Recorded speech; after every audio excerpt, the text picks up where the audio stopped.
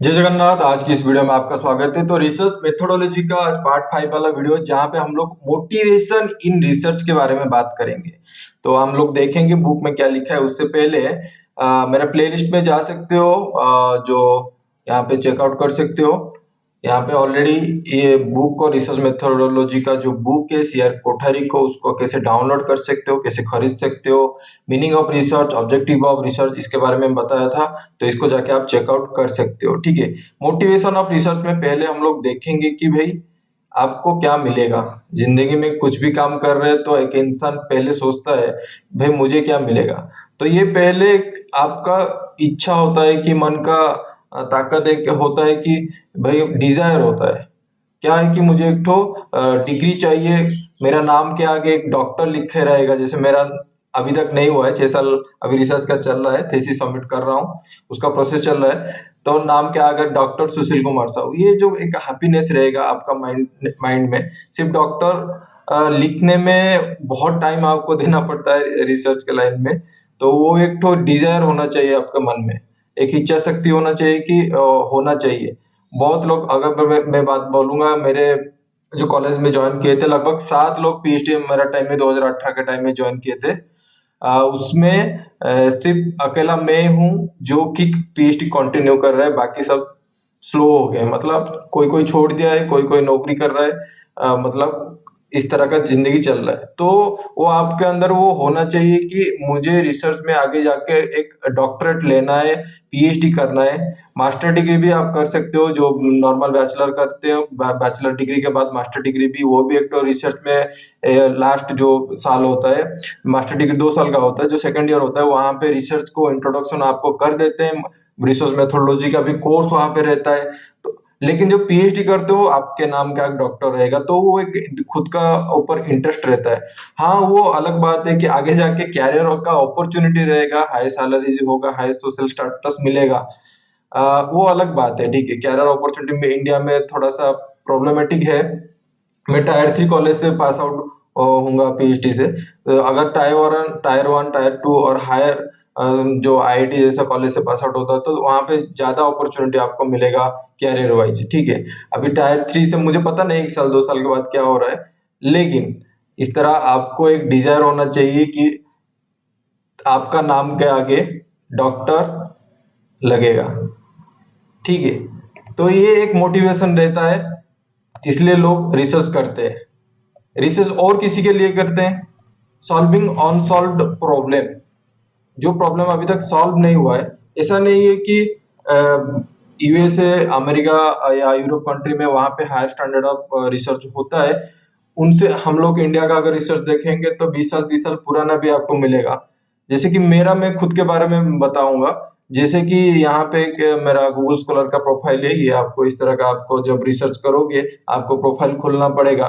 जब मैं स्टार्टिंग किया था रिसर्च पेपर लिखने के टाइम में, जो मेरा रिसर्च था उसके बेसिस में मैं जो रिसर्च पेपर लिख रहा था, तब यहाँ पे बहुत छोटा सा मतलब स्टार्ट हुआ था। वन मतलब यहाँ पे देख सकते हो कि साइटेशन यहाँ पे 394 आज का टाइम में हो गया 3 साल के अंदर। ठीक है। मैं मेरा 2022 से पेपर लिखना स्टार्ट किया, 2018 से ज्वाइन किया था, लेकिन पेपर लिखते लिखते लगभग 4 साल लग गया। ठीक है।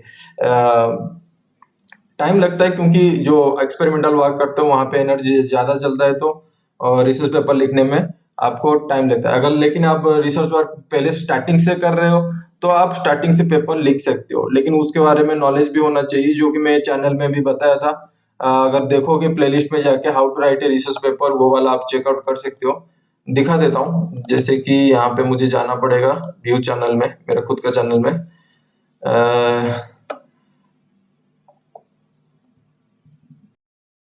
थोड़ा इंटरनेट क्या होता है, इंटरनेट धोखा दे देता है कभी कभी, इसलिए थोड़ा सा सिस्टम भी स्लो हो जाता है यहाँ पे मेरा। एक प्लेलिस्ट में चले जाओ, यहाँ पे कैसे रिसर्च पेपर लिखना है उसके बारे में अच्छा खासा मैं बताया हूँ। यहाँ पे देख सकते हो, यहाँ पे बिब्लियोमेट्रिक रिसर्च पेपर कैसे लिख सकते हो। बिब्लियोमेट्रिक एनालिसिस एक पर्टिकुलरली एक रिव्यू पेपर जैसा कैसे लिखना है, उसके बारे में मैं लगभग 20 घंटे का वीडियो यहाँ पे डाला हूँ। तो आपको स्टेप बाय स्टेप मिल जाएगा। ठीक है। इंटरनेट में आप ढूंढ लोगे, कहीं पे भी आपको नहीं मिलेगा। स्टेप बाय स्टेप पूरा कंप्लीटली एक कैसे रिसर्च पेपर लिखते हैं उसके बारे में बताया हूँ। ठीक है।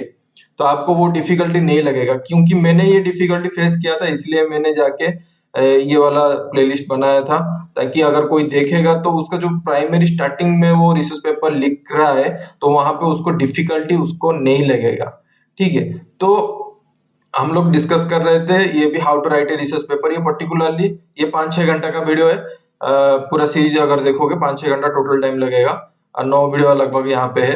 इस सीरीज को भी देख सकते हो। इसको चैट जीपीटी, आपको पता है आज का टाइम में चैट जीपीटी चल रहा है, तो चैट जीपीटी को लेके कैसे लिखना है रिसर्च पेपर उसके बारे में बताया था। तो अगर इस फॉलो अप करते हो तो आपको रिसर्च पेपर लिखने का डिफिकल्टी नहीं रहेगा।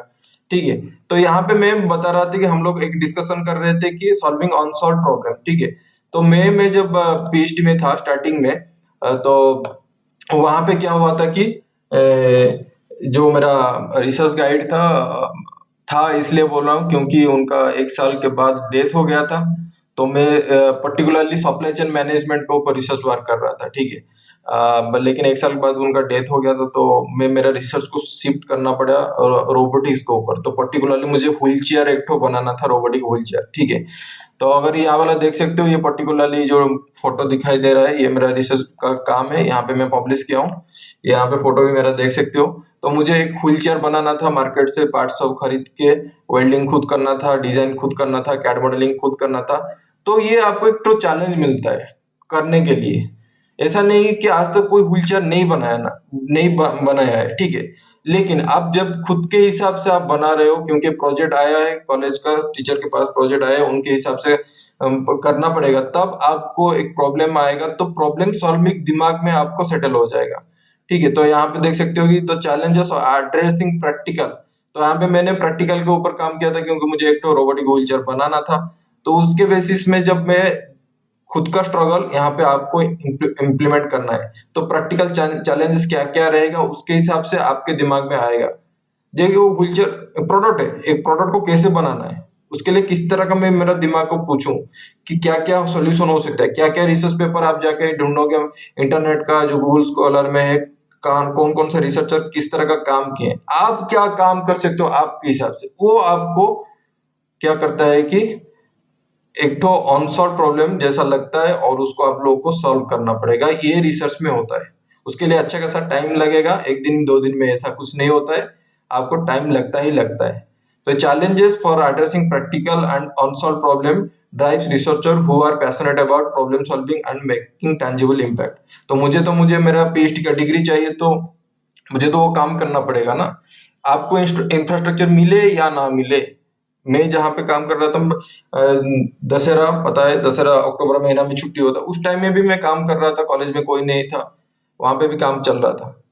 तो आपको उस तरह का ऑनसेल्फ प्रॉब्लम को सॉल्व करने के लिए उतना एनर्जी आपको एफर्ट देना पड़ेगा, नहीं तो आप रिसर्च में उतना इंटरेस्ट नहीं डेवलप कर पाओगे। तो थियोरेटिकल रिसर्च भी कर सकते हो, प्रैक्टिकल रिसर्च भी कर सकते हो, डिपेंड करता है कि आपका रिसर्च गाइड आपको क्या काम देता है, उसी हिसाब से आपको वो प्रॉब्लम को सॉल्व करना पड़ता है। ठीक है, उससे अगर जब काम करना स्टार्ट करोगे तो बहुत डिफिकल्टी लगेगा, पता नहीं होगा कि क्या काम करना पड़ेगा। उसी हिसाब से आपको अपना रिसर्च को एक तो स्ट्रक्चर हिसाब से आपको देखना पड़ेगा। वो 1-2 साल के बाद जब स्ट्रगल करने के बाद एक तो दिमाग में सेटल होता है कि ये चीज मुझे करना है, ताकि मुझे फाइनली ये प्रोडक्ट मैं बना पाऊंगा। तो वो आपको एक तो फ्लो चार्ट करके डेवलप करना पड़ेगा, ये चीज मुझे करना पड़ेगा, तभी जाके आप मतलब जो रिसर्च है उसको थोड़ा बहुत 100% तो कंप्लीशन नहीं आएगा, लेकिन 70-80% तक आप काम कर सकते हो। लेकिन उस प्रोसेस में आपको बहुत कुछ सीखने को मिलेगा। ठीक है, तो ये एक तो इंटेलेक्चुअल जॉय जैसा लगेगा, क्रिएटिविटी जैसा लगेगा, तो ये आपको मोटिवेशन करता है रिसर्च का काम करने के लिए। नेक्स्ट देखते हैं सर्विस टू द सोसाइटी। तो यहाँ पे देख सकते हो सर्विस टू द सोसाइटी, जैसे मैं यहाँ पे यूट्यूब चैनल बनाया हूँ, क्या ये मैं 6 साल पहले बना पाता? हाँ बना पाता, लेकिन रिसर्च के एरिया में मैं बना नहीं पाता। तो मैं मतलब जो लाइफ का पीएचडी का एक्सपीरियंस है उसके बेसिस में मैंने ये यूट्यूब चैनल बनाया, ताकि मुझे लगेगा, यहाँ पे देख सकते हो कि 560 सब्सक्राइबर है, तो बहुत बहुत उन लोगों को मतलब कॉन्ग्रेचुलेट मैं बोलना चाहता हूँ कि जो 560 लोग यहाँ पे सब्सक्राइब करके मेरा जो मतलब नॉलेज गेन हुआ है उसको, जैसे मैं आपको यहाँ से यूट्यूब के थ्रू से शेयर कर रहा हूँ, उससे आपको बेनिफिट हो रहा है। वो आपको रिसर्च के करने के बाद आपको पता चलेगा, जब आप रेडी हो जाओगे कि माइंड में मुझे शेयर करना है, मुझे एक टाइम आया था मेरे दिमाग में बहुत गुस्सा था इसलिए मैं ये यूट्यूब चैनल बनाया था, ताकि मैं किसी से बातचीत करके मैं मेरा जो थॉट प्रोसेस है कन्वे कर पाऊं, ताकि वो थोड़ा सा आपको डिक्रीज होगा। रिसर्च लाइफ में आप अकेला हो जाओगे जब आप रिसर्च करोगे, लेकिन उसको कैसे मैनेज करना है उसके ऊपर आपको खुद से ही डेवलप करना पड़ेगा। ठीक है, तो यहाँ पे आपको सर्विस टू द सोसाइटी के हिसाब से जो रिसर्च कर रहे हो कैसे आप दे सकते हो दूसरे को, उसको सिखा सकते हो। ये मेरा प्रैक्टिकल वाला केस था पीएचडी का, जैसे wheelchair robotic wheelchair बनाना था, तो वो एक सर्विस है हेल्थ केयर के हिसाब से। तो आप किस तरह का रिसर्च करना चाहते हो वो आपके ऊपर डिपेंड करेगा, पब्लिक हेल्थ के रिलेटेड, एजुकेशन के रिलेटेड, एनवायरमेंटल रिलेटेड। तो वो एक तो हैप्पीनेस आपको अंदर आएगा कि भाई मैंने कुछ जिंदगी में थोड़ा बहुत तो काम किया है, ऐसा नहीं कि पूरा उखाड़ दिया, पूरा अच्छा खासा मतलब कर दिया हूँ। लेकिन आप जब रिसर्च करते हो तो आपको लगना चाहिए कि थोड़ा बहुत तो इम्प्रूवमेंट कर रहे हैं हम लोग सोसाइटी के लिए, वो सबसे इम्पोर्टेंट है। तो ये रिसर्च इसलिए भी मोटिवेशन आपको लगेगा कि भाई ये करना चाहिए। आपको पहले बता दिया कि आपका नाम गा कर डॉक्टर लगेगा, लेकिन वो डॉक्टर पाने के लिए जो प्रोसेस रहता है वो जब खत्म हो जाएगा तब आपको लगेगा कि नहीं, लाइफ में थोड़ा बहुत तो मैंने कुछ काम किया है, मैंने उसका इम्पोर्टेंस मुझे मिला है। उसके बाद रेस्पेक्ट मिलेगा, डिजायर ऑफ रेस्पेक्टेबिलिटी। अब अगर कोई कॉलेज में हो तो बीटेक का स्टूडेंट है, मास्टर का स्टूडेंट है, वो लोग के साथ आपका इंटरेक्शन होगा, तो वहां पे आपको लगेगा कि आपको थोड़ा सा रेस्पेक्ट मिलेगा। अगर डॉक्टरेट करने के बाद जब कॉलेज में कोई लेक्चरर असिस्टेंट प्रोफेसर ज्वाइन करते हो वहां पे भी आपको रेस्पेक्ट मिलेगा, क्योंकि आपको काम के हिसाब से आपको मिल जाएगा ऑटोमेटिकली, उसमें कुछ प्रॉब्लम नहीं है। ठीक है, नेक्स्ट देखते हैं। गवर्नमेंट डायरेक्टिव्स के हिसाब से अगर देखेंगे कि क्या क्या अदर फैक्टर है, एडिशनल फैक्टर जो कि मोटिवेटेड करता है लोगों को। Research driven by policies priorities set by government including funding initiative strategy national interest. तो ये गवर्नमेंट डायरेक्टिव के हिसाब से अगर मैं बताऊंगा तो यहाँ पे मैंने एक तो फोटो लगाया था। ठीक है, तो अगर देखोगे कौन कौन सा एरिया में, जैसे यहाँ पे देख सकते हो कि UGC, AICT, NTC, ICAR, BCI, MCI, ये लोग सब प्रोग्राम चलाते हैं रिसर्च करने के लिए। एक तो पोर्टल है, आप चेकआउट कर सकते हो, कॉमन फेलोशिप पोर्टल एक तो है। ठीक है, इस पोर्टल में अगर आप जाते हो तो डिफरेंट डिफरेंट इस तरह का आपको मिल जाएगा। पीएचडी करने के लिए क्या क्या फेलोशिप मिलता है, उसी सब बिना स्टाइपेंड का पीएचडी करना बहुत डिफिकल्ट रह जाएगा, क्योंकि एज के हिसाब से मुझे अभी 33 एज कंप्लीट 34 होने वाला है, तो 34 के एज में मॉनिटरी प्रॉब्लम आपको ज्यादा से ज्यादा रहेगा, फैमिली का रेस्पॉन्सिबिलिटी भी रहेगा। ठीक है, तो फेलोशिप अगर रहता है तो थोड़ा सा माइंड बैलेंस आपका रहेगा, वो एक इम्पोर्टेंट फैक्टर। तो गवर्नमेंट ने बहुत सारा इनिशिएटिव लिया है। यहाँ पे देख सकते हो कि पीएचडी के लिए मतलब डॉक्टर फिलोसफी के लिए AICT, CSR, DAE, DBT, DST, ICMR, MoES, MoTA, UGC, ये सब देख सकते हो, ये एक फेलोशिप है। यहाँ पे देख सकते हो एआईसीटी, एआईसीटी, एनडीएफ। मैंने जो प्रोग्राम घुसा था यहाँ वाला घुसा था। ठीक है, एआईसीटी एनडीएफ प्रोग्राम 2018 में स्टार्ट हुआ था पहली बार, उस प्रोग्राम के थ्रू से मैं यहाँ पे एंट्री किया था। तो अभी वो एआईसीटी एडीएफ हो गया है, तो अभी चल रहा है हुआ पीएचडी के लिए चल रहा है। अभी अगर ज्यादा से ज्यादा और रिसर्च करना चाहते हो, पोस्ट डॉक्टरल आप कर सकते हो, उसके लिए भी स्टाइपेंड मिलता है। ये वाला डिफरेंट डिफरेंट ऑप्शन दिया है। तो ये डिफरेंट डिफरेंट गवर्नमेंट का ऑप्शन दिया है कि आपको मोटिवेट करने के लिए, रिसर्च करने के लिए, फंडिंग के लिए, ये एक फैक्टर रहता है जब आपको मोटिवेशन करता है। ठीक है, एम्प्लॉयमेंट कंडीशन, अगर आप पीएचडी खत्म होने के बाद कोई लैब में अगर जाके काम कर सकते हो, सीएसआर लैब होता है, बार्क लैब होता है, रिसर्च लैब होता है, इंडस्ट्री में भी जाके आप अप्लाई कर सकते हो वहां पे, तो वहां पे एम्प्लॉयमेंट कंडीशन भी अच्छा खासा रहता है। ठीक है, और क्या है मोटिवेशन इन रिसर्च में अगर देखेंगे तो desire to undertake casual relationship. अगर आप रिसर्च कर रहे हो तो आपको पता होना चाहिए कि जो भी हाइपोथेसिस आप बनाओगे, जिसके ऊपर भी रिसर्च करोगे, वहां पे डिफरेंट डिफरेंट वेरिएबल रहता है जो आपका ऑब्जेक्टिव रहता है।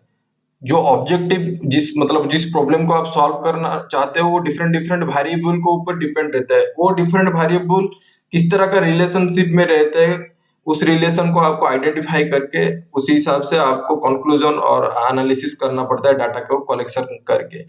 तो वो होता है डिजायर टू अंडरस्टैंड, मतलब आपको डाटा एनालिसिस होना मतलब आना चाहिए, जो कि आपको एक तरह का अच्छा लगेगा कि मतलब कोई एक चीज को सॉल्व करने के लिए किस तरह का माइंडसेट रहेगा। जब तक वो डाटा एनालिसिस करके सीख लोगे तब आपको एक अच्छा खासा मतलब दिमाग में रहता है कि रिसर्च में कुछ आपने कुछ जाना है, ठीक है। सोशल थिंकिंग के ऊपर यहाँ पे आएगा रिसर्च, क्योंकि यह फिलोसफी रहता है ना, लाइफ में इतना टाइम चला जाएगा आपका रिसर्च में, तो ऑटोमेटिकली आप थोड़ा बहुत फिलोसोफर हो जाएगा। डिफरेंट डिफरेंट फिलोसोफर है, बड़े बड़े फिलोसोफर है, लेकिन सोशल थिंकिंग ऑर्गेनिक आपका ऑटोमेटिकली दिमाग में आ जाएगा, पर्सनल लेवल में आ जाएगा, सोशल के रिलेटेड में भी आपका आ जाएगा। क्यूरियोसिटी अबाउट न्यू थिंग ये तो रहेगा आगे जाके। तो ये ऐसा मत सोचो कि पीएचडी अगर कर रहे हो तो स्टार्टिंग में ही मोटिवेटेड हो जाओ, कुछ नहीं। PhD just starting point, research करने का स्टार्टिंग पॉइंट। आपको सब कुछ पता नहीं है यहाँ पे, ये समझ के चलो।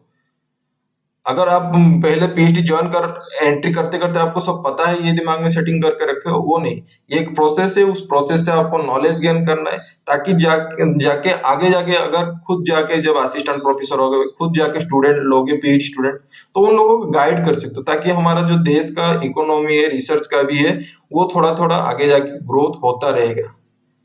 तो यही है टोटल ऊपर मोटिवेशन इन रिसर्च में, ठीक है। अगर मुझे सपोर्ट करना चाहते हो तो इसके थ्रू से आप सपोर्ट कर सकते हो। और आज के लिए इतना ही है। नेक्स्ट क्लास में हम लोग देखेंगे टाइप्स ऑफ रिसर्च के बारे में बात करेंगे, डिटेल में देखेंगे वो पार्ट 6 वाला वीडियो में। तो आज के लिए इतना ही है। जय Jagannath, lots of love from Odisha. See you in the next video, bye.